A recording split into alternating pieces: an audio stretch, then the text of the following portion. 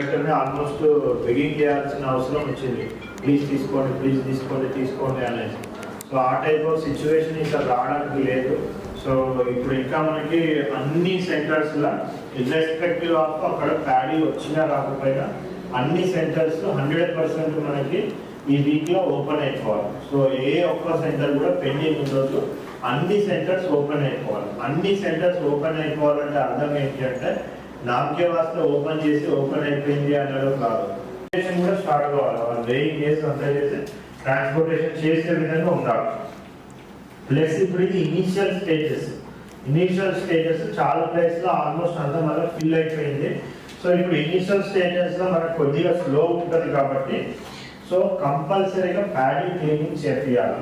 So అది అందరూ కూడా నోట్ చేసుకోండి.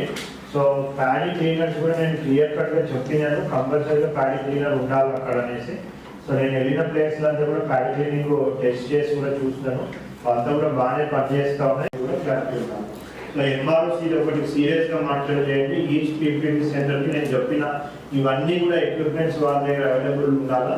వాళ్ళు కాంటా ఏం కానీ అది లారీ నింపి లారీకి పంపించేయాలి, అప్పుడే అది అక్కడ ఫంక్షన్ అవుతున్నట్టు. సో లాస్ట్ టైం ఖరీఫ్లో కూడా చేసినాం, అంతా కూడా కాంటా పెట్టేసి అవన్నీ ఆర్డర్ పెట్టేసి మళ్ళీ 3-4 రోజులకు ఒక లారీ వచ్చి అవంతా అక్కడనే ఉండి బ్యాగులు నింపండి, ఇవన్నీ కూడా అంతా వస్తూ ఉంటాయి.